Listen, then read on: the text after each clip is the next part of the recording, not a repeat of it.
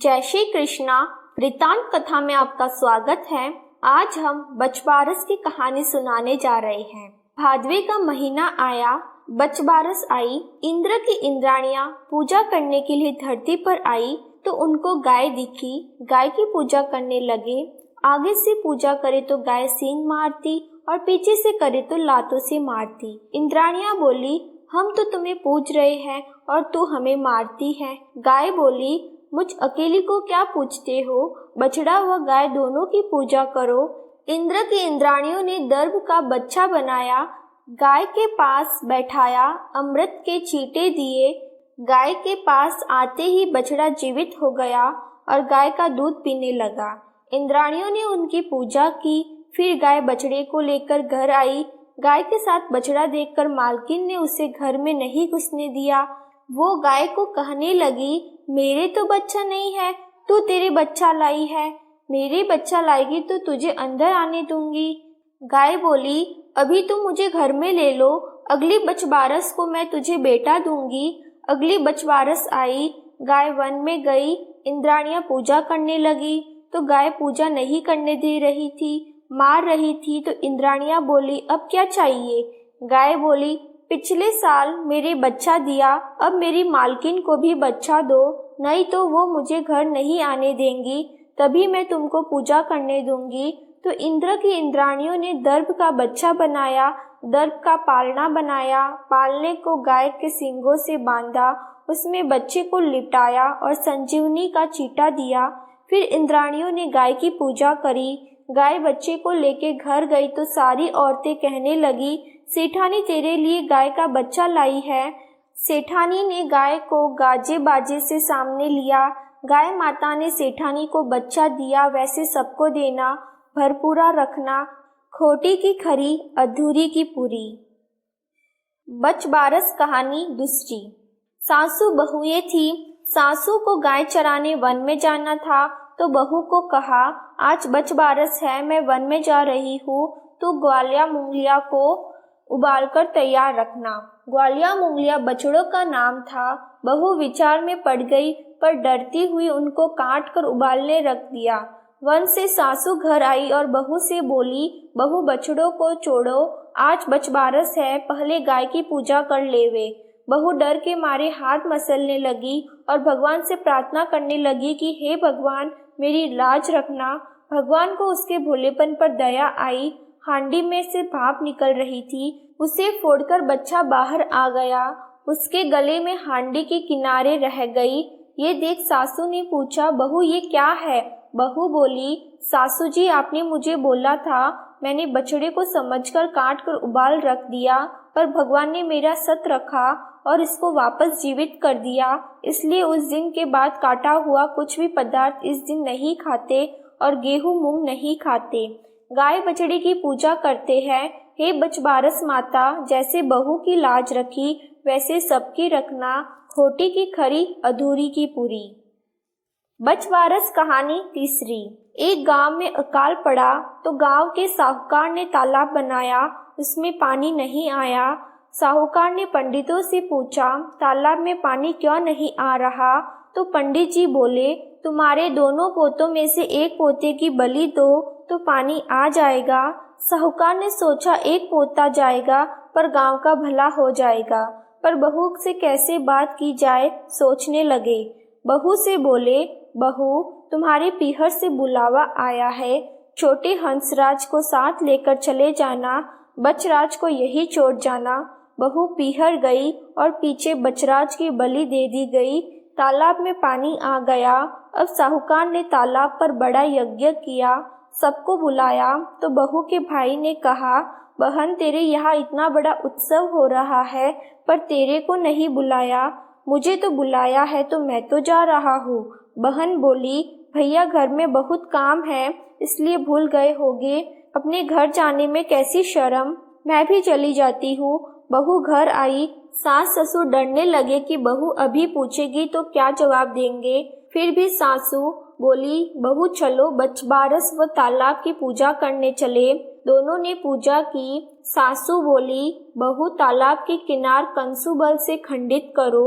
बहू बोली, मेरे तो हंसराज बचराज है, मैं खंडित क्यों करूं? सासू बोली, जैसा मैं कहती हूँ वैसा करो।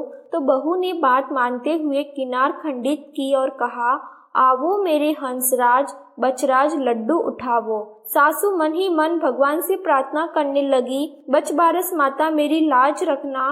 भगवान की कृपा हुई। तालाब की मिट्टी में लिपटा बचराज व हंसराज दोनों दौड़ आए। बहू पूछने लगी, सासू जी ये सब क्या है? तो सासू जी ने सब सच सच बता दिया और कहा, भगवान ने मेरा सत रखा है, इसलिए माताएं भी ओगड़े गोबर की पाल का तालाब की पूजा करके किनार खंडित करके उस पर लड्डू रखे व अपने बेटे से उठवाए। खोटी की खरी अधूरी की पूरी। बचबारस की कहानी चौथी। एक गाय चरती चरती वन में दूर चली गई। उसे एक शेर मिला। वो गाय को खाने लगा तो गाय बोली, तू आज मुझे मत खा, मैं मेरे बछड़े से मिल आऊं फिर खा लेना। शेर ने गाय से वचन ले लिया। घर पहुंचकर गाय बच्चे को दूध पिलाते समय रोने लगी। आंसू बछड़े की पीठ पर गिरे। बछड़े ने पूछा, माँ तू आज क्यों रो रही है? तो गाय बोली, मुझे तो सुबह मरना है, और सारी बातें बताई। बछड़ा बोला, माँ मैं भी सुबह साथ चलूँगा।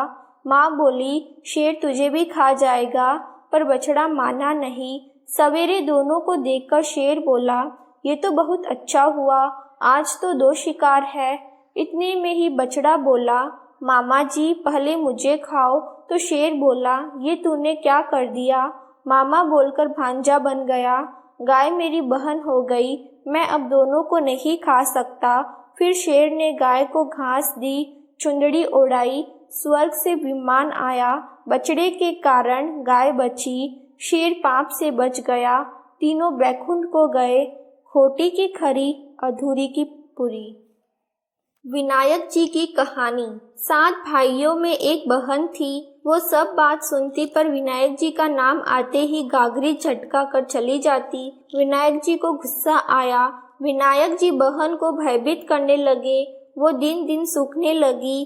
भाइयों ने उसका दुख पता करने की कोशिश की पर असफल रहे। 7वां भाई चतुर था।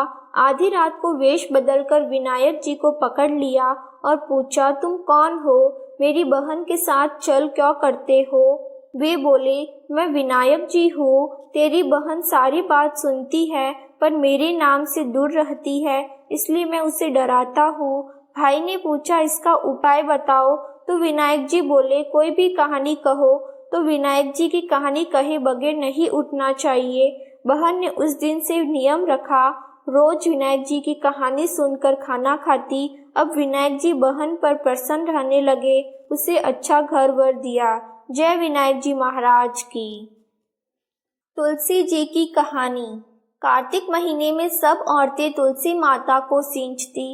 सब तो सींच कर आती, परंतु एक बुढ़िया आती और कहती, हे तुलसी माता, सत की दाता, मैं तेरा बिड़ला सींचती हूँ। मुझे बहू दे, पीताम्बर की धोती दे, मीठा मीठा घास दे, बैकुंठा का वास दे, चटक की चाल दे, पटक की मौत दे, चंदन का काट दे, साई का राज दे, दाल भात का पूरासन दे और 11 की मौत दे, कृष्ण भगवान का कंधा दे। तब तुलसी माता यह बात सुनकर सूखने लगी तो भगवान ने पूछा कि हे तुलसी, तुम क्यों सूख रही हो? तुलसी माता ने कहा कि एक बुढ़िया रोज आती है और यही बात कह जाती है, मैं सब बात तो पूरी कर लूंगी, लेकिन कृष्ण का कंधा कहाँ से दूंगी? तो कृष्ण भगवान बोले कि जब यह मरेगी तो अपने आप कंधा दे आऊंगा, तो बुढ़िया माई से कह देना। बाद में बुढ़िया माई मर गई। सारे गांव वाले एकत्रित हो गए और बुढ़िया को ले जाने लगे तो वह इतनी भारी हो गई कि किसी से भी नहीं उठी। तब सबने कहा, यह तो इतनी पूजा पाठ करती थी, पाप नष्ट होने की माला फेरती थी, फिर भी भारी हो गई।